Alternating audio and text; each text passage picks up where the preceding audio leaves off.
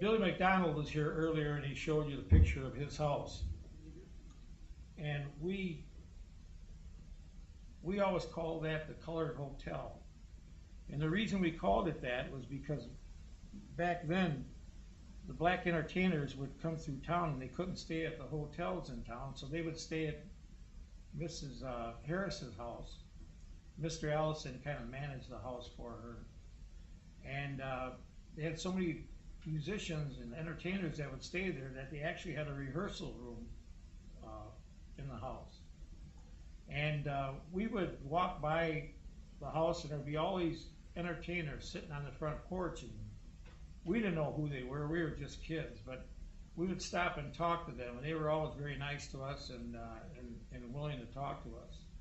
And some of the famous people that stayed there was like Duke Ellington. And in fact, Duke Ellington finished writing one of his songs there.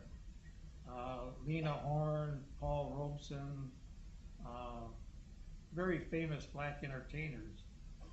And we would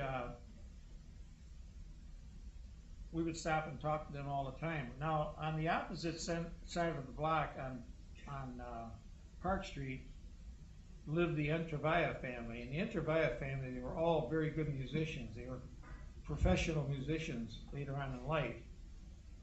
And the model of their house is right over here. Anyway, between the Entrevilla house, which is on Park Street, and the Colored Hotel, which was on Murray Street, there was nothing in between except vegetable gardens.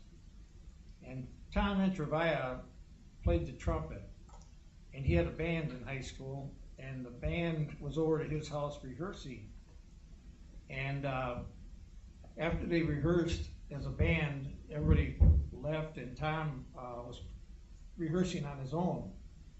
And just then, a trumpet player staying at the Colored Hotel started rehearsing in the rehearsal room over there.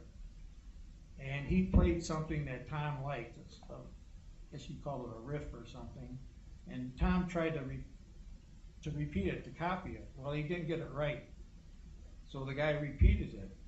Tom tried it again, and he didn't get it right again. And he kept on repeating it until finally Tom got it right.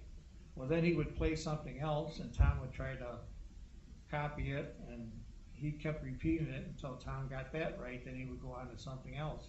And Tom told me, Tom went on and played with all the big bands in the country, played in Las Vegas, and ended up teaching music in the San Diego school system. But he told me that was the best trumpet lesson he ever received. And the man who was rehearsing stopped rehearsing, and Tom said, I have to find out who this guy is. So he packed his own horn up and he ran over there, and the guy had already left. And he said, to this day, I don't know who it was, but it was the best trumpet lesson I ever received.